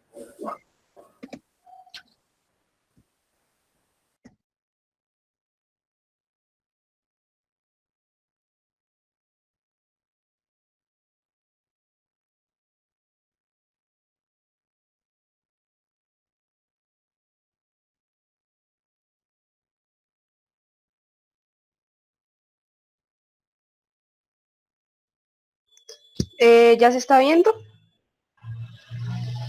la presentación? ¿Me escuchan? Eh, Sí, Bueno, ya. qué pena. Bueno, buenos días. Mi nombre es Valentina Navarro y les voy a presentar el caso, el cual se llama trombosis venosa profunda del miembro superior, secundaria de ruptura musculotendinosa del bíceps braquial. A propósito de un caso, abajo podemos ver los autores. Este está disponible en la base de datos 100 Direct desde el 4 de julio del 2019. Ya. Listo, ¿ya ven? Listo. Entonces, en la presentación del caso clínico tenemos un paciente de 43 años, quien es pintor, tiene unos antecedentes personales de hipertensión arterial, hiperuricemia, sin otros antecedentes de interés. Tenemos que acudió al servicio de urgencia por dolor y hematoma en el brazo derecho de una semana de evolución con empeoramiento progresivo. En la exploración física pues se aprecia un hematoma en la cara media del brazo hasta la flexura anterior del codo, con un aumento de la temperatura local, dolor a la movilización activa y pasiva y sobre todo a la realización interna y del hombro y flexión del brazo, lo cual dio como un signo de Popeye positivo. Cuando tenemos un signo de Popeye positivo es que hay ruptura en el tendón, más que todo en la porción larga del bíceps, en esa apófisis carocoides. Este signo de Popeye positivo se da cuando hay mucho cuando hay sobreesfuerzo en el músculo, también cuando hay una edad avanzada, hay degeneración del tendón, etc. Entonces, al principio una sospecha de que había una probable lesión del manguito rotador, lo cual se descartó ya que se hicieron las radiografías, se hizo una radiografía anteroposterior y axial del hombro y estas fueron totalmente normales. Entonces hicieron otras pruebas complementarias en la que está la escala de Wells, que es una escala que nos ayuda a estimar la probabilidad de que el paciente pueda padecer trombosis venosa profunda, en este caso de miembros superiores, la cual salió con un puntaje igual o mayor a 3, dando una alta probabilidad de trombosis venosa profunda. También se le hicieron pruebas de fibrinógeno que salieron aumentadas, por lo tanto también había una gran probabilidad de formar coágulos en la sangre. La actividad de la protomina estaba al 100%, también una prueba de la creatinina fosfocinasa, la cual estaba aumentada. Esto dio como referencia de que había una lesión del tejido muscular, y la PCR que dio como resultado 1,6 miligramos sobre decilitros, totalmente normal. Entonces, entonces se hicieron otras pruebas complementarias como la ecografía de hombro y ecografía de Doppler venosa del miembro superior. Entonces, en la ecografía del hombro, los hallazgos ecográficos fueron descritos como desnaturalización de las primas musculares con un aumento del volumen del tercio parcial, y músculo del bíceps braquial en relación a ruptura fibrilar extensa con un hematoma asociado de 6 centímetros y tendón de la porción larga del bíceps con engrosamiento y líquido libre compatible a una ruptura parcial. Esto lo que dio en la ecografía lo podemos relacionar con los que le hablé al principio, que es un signo de Popeye positivo. Luego, en la ecografía de Doppler, pues que es una prueba no invasiva que se utiliza para ver la anatomía y el flujo sanguíneo de las arterias y venas, pues se vio la vena axilar, la cual tenía un segmento aproximadamente de 40 milímetros, sí, lo cual es compatible para una trombosis, tal como lo vemos en esta imagen. También se observaron lo que fue la vena yugular interna, la subclavia, la humeral, la basílica y la cefálica, sin ningún signo de trombosis venosa profunda. Entonces, ante esa confirmación, gracias a la ecografía de Doppler, pues se pudo confirmar la trombosis venosa profunda de extremidades superiores en el paciente. Entonces, el tratamiento que se le aplicó al paciente fue un tratamiento que dura 3 meses con medicamentos anticoagulantes como la fraxiparrina fortes. Al principio se le aplicó subcutáneamente cada 24 horas durante un mes con una 171 UI. Luego, cada 2 meses, 24 horas, se le bajó la dosis a una dosis de 85,5. Este tratamiento fue seguido por parte del Servicio de Medicina Interna, ya que tenía que tener seguimiento para poder descartar otras posibles causas de la presencia de esta trombosis venosa profunda en miembros superiores. Luego de descartarse las causas secundarias, al paciente se remitió a traumatología pues para el tratamiento, para poder rehabilitar lo que es el músculo y que éste pudiera volver a reincorporarse a su labor de pintor. En la discusión vamos a tener que la lesión del tendón largo del bíceps es una afección muy común en la práctica médica. En la práctica clínica, ya que es asociada a grandes esfuerzos. Las causas se dividen según la edad. En los jóvenes se dicen que esta se pueda dar por anomalías en la carrera bicipital y también que hay traumatismos repetidos en el bíceps. Y en las personas mayores de edad, pues que hay degeneración del tendón. Entonces, la trombosis venosa profunda, pues de miembros superiores es una condición menos frecuente. La tasa de mortalidad de esta es del 12% y afecta más a los hombres en su brazo dominante. Hay 2 tipos, una primaria y una secundaria. En la primaria se desconoce el mecanismo exacto de producción, pero y su incidencia oscila entre 2 casos por cada 100.000 personas. Se dice que puede ser producida por microtraumas repetidos. En la trombosis venosa secundaria, pues esta se debe a causas conocidas como es el uso de catéteres intravenosos, neoplasias, trombofilias, fracturas claviculares, síndrome de desfiladero torácico o tras procesos artropédicos del hombro, y estos pacientes pues tienen una muchísimo más avanzada que la trombosis venosa profunda primaria.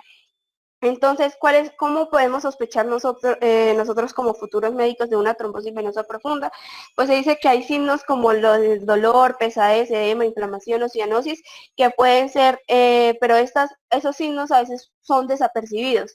Entonces, cuando tenemos una gran sospecha de que un paciente tenga trombosis venosa profunda, hay que mandar la ecografía de Doppler y visualizar lo que es la vena axilar y subclavia para evitar lo que es un retraso en el diagnóstico. El tratamiento, pues como ya lo dije al principio, es un tratamiento que va a tener una duración de 3 meses, se utilizan fármacos anticoagulantes y a veces se utiliza la recanalización mediante stent. Listo, la bibliografía y gracias. Ya. Muy bien, Valentina. Naker.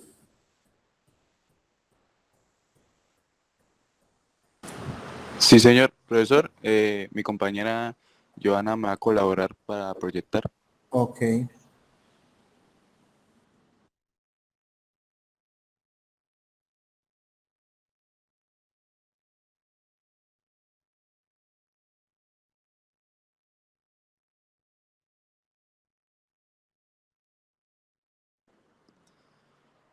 Buenos días a todos los presentes. En este día les voy a presentar lo que es el caso clínico sobre hemorragia subaracnoidea y ataque cerebrovascular hemorrágico secundario a síndrome de vasoconstricción cerebral reversible. Presenta el título. Vamos a encontrar que debajo van a estar los autores, que son Javier Torres Zafra, Carlos Roa Mella, Andrés Fonagra, Gina Cajica Martínez, Felipe Arturo Sandoval, Fabián Antonio Davialet e Iván René Mogollón. Y debajo vamos a presenciar lo que es la fecha de publicación, que fue en el año 2017. Siguiente diapositiva, por favor. Vamos a encontrar ahora la introducción. El síndrome de vasoconstricción cerebral reversible es una anomalía transitoria con vasoconstricción, vasodilatación difusa y reversible del tono arterial cerebral, y es frecuentemente subdiagnosticada, especialmente cuando la cefalea es el único síntoma referido. La edad promedio de aparición es a los 42 años y predomina en el género femenino. Más del 50% de los casos se asocia a la toma de sustancias vasoactivas y el posparto. Se caracteriza por un curso monofásico y síntomas que no evolucionan más allá del primer mes. Su diagnóstico debe considerarse siempre en pacientes con cefalea tipo trueno y déficit neurológico. Ahora bien, vamos a encontrar lo que es el caso clínico. Comenzando con este reporte, vamos a encontrar una mujer de 72 años que consultó al servicio de urgencias por cuadro clínico de 2 días de evolución de cefalea intensa, de rápida instalación posterior a episodio de estrés emocional. Fue manejada con analgésicos comunes como acetaminofén y diclofenaco, presentando mejoría clínica y egreso con recomendaciones. Hacia las 24 horas, reconsultó a urgencias por recurrencia de cefalea con mayor intensidad, además de náuseas y compromiso a la memoria reciente. En el examen físico se presenta fascialgia sin otro déficit. Esto, como único antecedente, refería a consumo reciente y frecuente de antigripales. En la siguiente diapositiva vamos a encontrar lo que es la tomografía axial computarizada de cráneo simple, evidenció hemorragia suranoidea de la convexidad frontal alta izquierda. La figura 1, que se encuentra a mano derecha, vamos a encontrar lo que es señalizado la hemorragia suranoidea. Y la angiotac cerebral descartó aneurisma intracraniano y permeabilidad de senos venosos durales cerebrales. La figura 2, que se encuentra bajo la figura 1, ahí se encuentra la angiotac. Y se dio manejo analgésico con disminución del dolor. A las 24 horas del reingreso presentó aumento de la cefalea, rigidez nucal, hemianopsia homónima izquierda y hemiparexia izquierda, contacto de cráneo simple que demostró en esta ocasión extensa hemorragia intraparenquimatosa temporooccipital derecha con drenaje del ventrículo. Siguiente. Fue llevada a drenaje quirúrgico urgente y se realizó craniotomía de 6 centímetros con drenaje de hematoma occipital de 25 centímetros cúbicos y drenaje ventricular externo mediante catéter ventricular por el que se obtuvo líquido cefalorraquídeo hemorrágico sin presión. Se dejó drenaje cerrado tipo Becker por alto riesgo de desarrollar hidrocefalia. La paciente toleró el procedimiento quirúrgico sin complicaciones inmediatas, continuando el manejo de la unidad de cuidado intensivo para monitorización. El postoperatorio inmediato, paciente presentó evolución clínica tórpida, dada por somnolencia marcada y considerando como primera posibilidad hidrocefalia secundaria a obstrucción de catéter de Becker. Se tomó una nueva TAC cerebral simple que descartó la obstrucción y se solicitó Doppler transcraneal, que resultó dentro de los límites normales. Se practicó angiografía cerebral que evidenció múltiples irregularidades cementarias del calibre de los vasos pequeños y medianos del calibre en casi todo el territorio vascular estudiados. Se consideró entonces vasculitis cerebral y se iniciaron pesquisas para conectivopatías y pulso de metilprednisolana.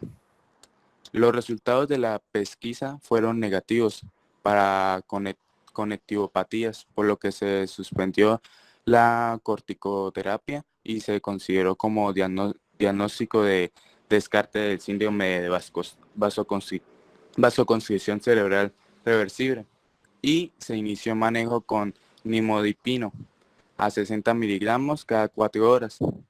Hacia las 48 horas de inicio de la terapia, recobró el estado de conciencia, tolerando el retiro de la ventilación mecánica y con evolución clínica adecuada.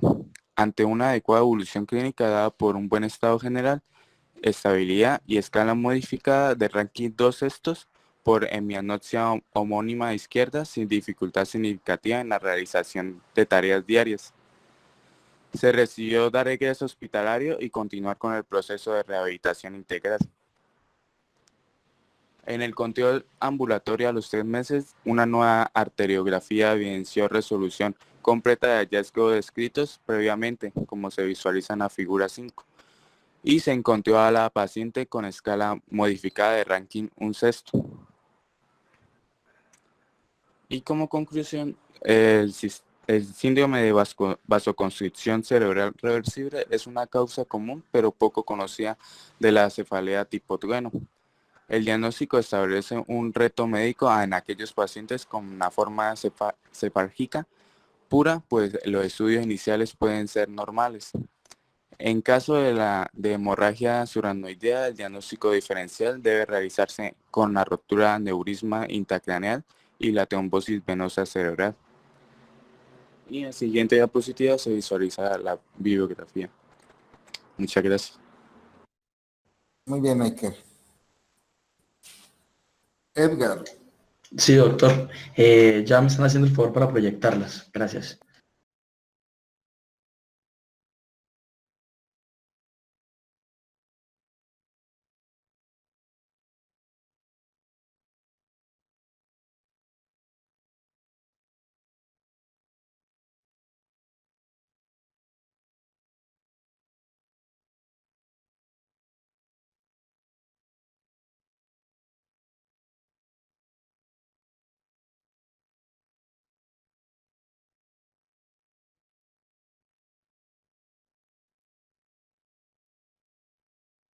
¿Las ven ya? No, no se ve nada. Uy.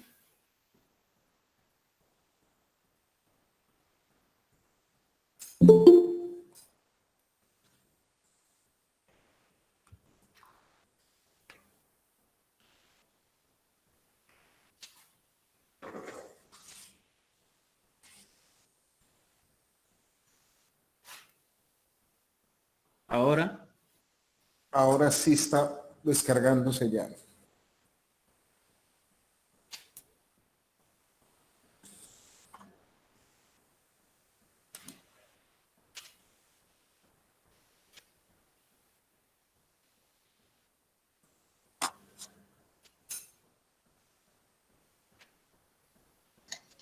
Buenos días, doctor.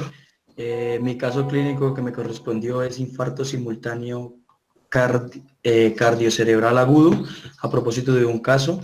El artículo fue extraído de la base de la Universidad EBSCO.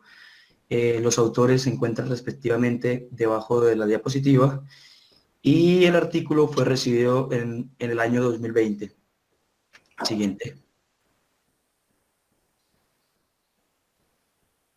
Caso clínico, paciente femenino de 64 años de edad con antecedentes de hipertensión arterial, tabaquismo, enfermedad renal crónica, accidente cerebral vascular, isquémico, sin secuelas un año previo a la consulta, es traída a emergencia por cuadro consistente en afasia de expresión, hemiparesia facio broquio crural izquierdo de menos de 3 horas de evolución, ingresa estable con glucemia capilar de 118 miligramos sobre decilitro a febril, se encontraba alerta, pupilas reactivas isocóricas, desviación conjugada de la mirada a la derecha, cumplía órdenes simples presentadas hemiparesia facial severa, braquial severa y crural moderada izquierda, ruidos cardíacos hipofonéticos sin signos de falla cardíaca aguda. Por consiguiente, se le realizó una tomografía de cerebro sin signos de sangrado agudo. Se interpreta Eh, Se interpreta un accidente cerebrovascular isquémico. En ventana terapéutica se realiza un electrocardiograma que se evidencia elevación de los segmentos CT en cara antero inferior, por lo que se le evalúa por cardiología y se decide trombólisis con activador de plasmiógeno tisular de recombinante. La evolución a los 40 minutos después de iniciado, el activador de plasmiógeno tisular recombinante con disminución de estado alerta y somnolencia, por lo que se suspende el trombolítico y se le realiza nueva tomografía de cerebro con hipodensidad difusa en el hemicerebro derecho, ya que pues se va a presentar tomografía cerebral previa y nuevo electrocardiograma, con persistencia de elevación de los segmentos ST siendo menos significante. Ingresa a la unidad de terapia intensiva, lo cual recibe un tratamiento médico con ecocardiograma con trastornos de modalidad. En territorio de arteria descendente anterior se le realiza tomografía del cerebro control sin progresión de lesión y se logra extumbar y se deriva a un centro de rehabilitación. Siguiente. Como discusión encontramos que el accidente cerebrovascular isquémico y el infarto agudo del miocardio son condiciones que amenazan la vida con delicado pronóstico de no ser tratadas prontamente. La asociación entre ambas ha sido descrita hace algunos años. También encontramos por otra parte que en un estudio prospectivo hace 3 años de duración se identificaron lesiones cerebrovasculares coincidentes con infarto de miocardio en un 12% en pacientes que presentaron con síntomas de accidentes cerebrovasculares. En un estudio realizado de 3.562 autopsias, encontraron que la coexistencia de 92 casos de los infartos de miocardio y cerebrales, siendo más comunes en el sexo femenino. Entonces, vamos a encontrar que se asumen algunos mecanismos que pueden explicar su aparición. Entonces, ¿cuáles serían? La disección de la aorta ascendente que se extiende hasta el ostium coronario derecho, luego una extensión que involucra a la arteria vertebral y puede extenderse más allá de la arteria basilar. El infarto del ventrículo derecho con la difusión ventricular asociado a la presencia del foramen oval permeable en el que aumenta la presión derecha y puede causar una embolia paradojal. El desarrollo repentino de la hipotensión severa en pacientes con hipertensión arterial de larga duración y falla inicial de los mecanismos de autorregulación pueden concluir a una reducción repentina en el flujo sanguíneo cerebral, el infarto subseguidamente. Entonces también encontramos otro mecanismo en el infarto cerebrovascular que afecta a la corteza insular izquierda en un estudio prospectivo de 32 pacientes con accidentes cerebrovasculares insular izquierdo en comparación con los 84 pacientes que no lo habían hecho. Los resultados cardíacos adversos fueron mayores en el grupo de accidentes cerebrovasculares insular izquierdo. Siguiente. Como tratamiento, el infarto cardiocerebral, la estrecha ventana terapéutica del tiempo y la complejidad al menos ejercen una gran presión sobre el profesional de la salud, debido a que van a tener una intervención tardía, pueden dar lugar a una discapacidad irreversible, permanente e incluso hasta la muerte del paciente. Entonces, entre los tratamientos encontramos lo que es el activador de plasmiógeno tisular recombinante para el tratamiento simultáneo de locaciones cárdicas y cerebrales, que sigue el único agente trombólico que ha sido aprobado por su uso en ambas condiciones. Un obstáculo que es muy importante en la diferenciación de la dosis y la duración de la administración es la oclusión coronaria y cerebral. Se recomienda que la dosis más alta para el uso del infarto agudo del miocardio en comparaciones con el accidente cerebrovascular Entonces, no hay una recombinación de la dosis de activador del plasminogenio tisular recombinante en el infarto cárdico cerebral. Como otro segundo tratamiento, encontramos los dispositivos de angioplastia y trombectomía para el infarto agudo del miocardio y los accidentes cerebrovasculares.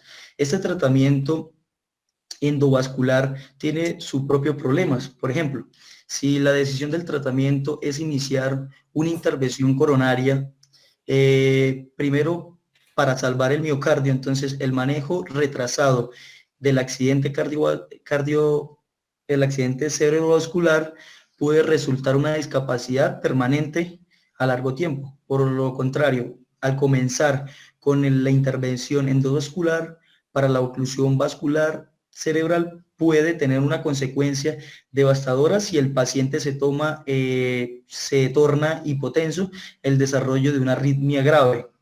Siguiente. Como conclusión, el infarto cardiocerebral es una entidad infrecuente que comprende un desafío de diagnóstico y terapéutico.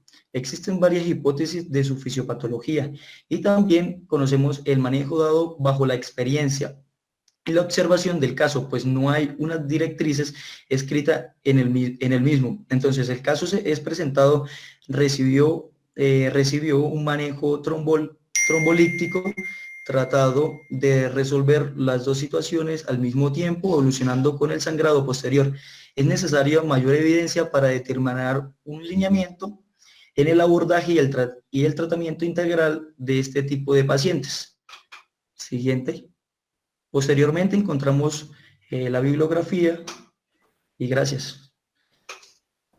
Muy bien, Edgar. Ludi.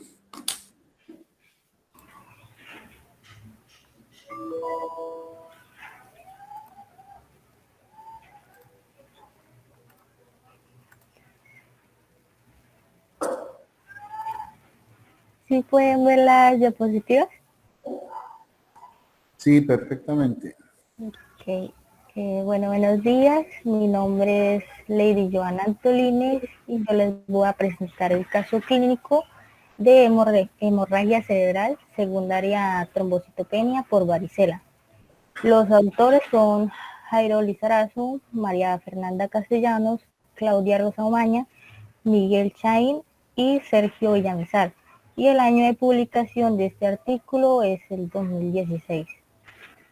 Bueno, entonces el caso clínico es de un agricultor de 44. Lady, disculpa, ¿de qué revista es? De la revista Biomédica. Ok. Continúa. Bueno, el caso clínico es de un agricultor de 44 años de edad, previamente sano, procedente de Cúcuta y consumidor frecuente de bebidas alcohólicas durante 25 años previos. Como dato adicional tenemos que 3 semanas anteriores la esposa y las 2 hijas habían presentado varicela.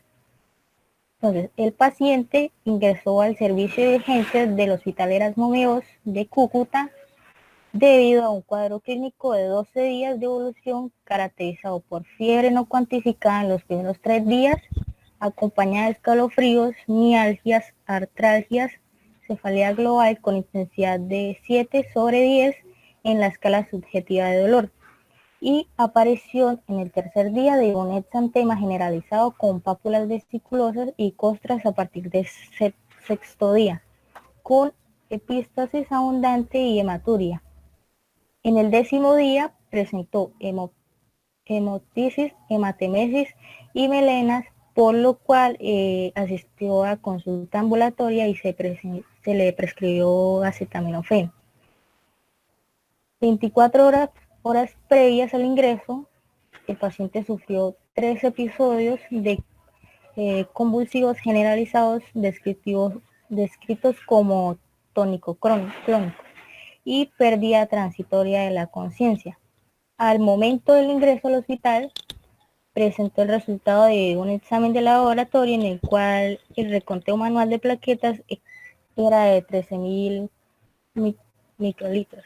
En el examen físico se encontró con el paciente alerta, deshidratado, pálido con una tensión arterial sistémica de 163/84 milímetros de mercurio, una frecuencia cardíaca de 68 latidos por minuto, frecuencia respiratoria de 22 respiraciones por minuto, temperatura de 37 grados centígrados y una saturación de oxígeno del 98% sin el suplemento de oxígeno.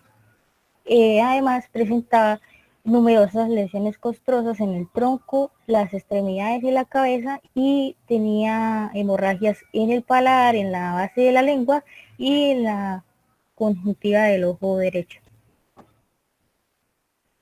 Se le hizo un examen neurológico, el cual registró un puntaje de 13/15 en la escala de coma de Glasgow, ligera confusión mental, lenguaje fluido, hemianopsia homónima izquierda y hemiparesia flácida izquierda con respuesta plantar neutra. Se le comprobó hematuria mediante el uso de una sonda vesical, y el cuadro hemático automatizado de ingreso se encontró una leve anemia normocítica y normocrómica con hemoglobina de 11,8 gramos por decilitro, leucocitosis leve con neutrofilia y ausencia de plaquetas, lo cual se confirmó mediante el recuento manual de plaquetas. En la prueba de química sanguínea, los electrolitos séricos, la radiografía de tórax fueron normales, y la prueba para VIH no fue reactiva. Se le realizó una tomografía computarizada de cráneo que evidenció una hemorragia cerebral en los lóbulos temporal, parietal y occipital derechos, con un volumen aproximado de 33 mililitros, con edema perilesional de efecto de masa debido al colapso del atrio ventricular derecho y desviación de la línea media, además de drenaje hemático hacia el atrio ventricular izquierdo. Este paciente fue valorado por el neurocirujano, el cual le planteó someterse a la cirugía de drenaje, pero la cirugía no fue aceptada por la familia. Entonces la trombocitopenia se trató con 10 unidades de plaquetas y 500 miligramos intravenosos de metilprednisolona cada 12 horas durante 3 días. Y luego se continuó con 70 gramos de prednisona diarios por vía oral.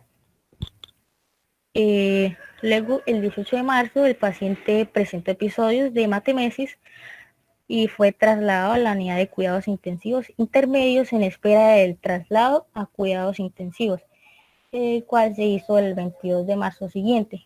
Durante su periodo de estancia no hubo mayor deterioro neurológico, pero su tensión arterial sistémica permaneció alta, por lo cual recibió amlodipino. En la tomografía de cráneo se le tomó el 20 de marzo y se observó que el volumen de la hemorragia cerebral había aumentado a 58,5 mililitros. Las plaquetas, el recuento de plaquetas fue indetectable durante las aproximadamente 24 horas y empezaron a aumentar de forma paulatina hasta llegar a los valores normales el 22 de marzo. ¿Sí? El paciente continuó estable y fue trasladado a la sala general dada su mejoría parcial. Se le hizo una panangiografía cerebral el 3 de abril, la cual fue normal. En el momento del egreso, el paciente tenía un puntaje de 15/15 en la escala de coma de Glasgow, así como hemianopsia homónima e inatención visual en el lado izquierdo, comprobadas con ausencia de la reacción ante estimulación táctil y auditiva. El tratamiento de esteroides entonces se suspendió sin complicaciones. Después, en los meses posteriores, el paciente siguió siendo atendido por consulta externa, y en ese lapso presentó varias crisis convulsivas tónico-clónicas debido a la suspensión del medicamento convulsivo, las cuales se trataron con 300 miligramos diarios de fenitoína sódica por vía oral, así como tenía una infección por virus del chikungunya.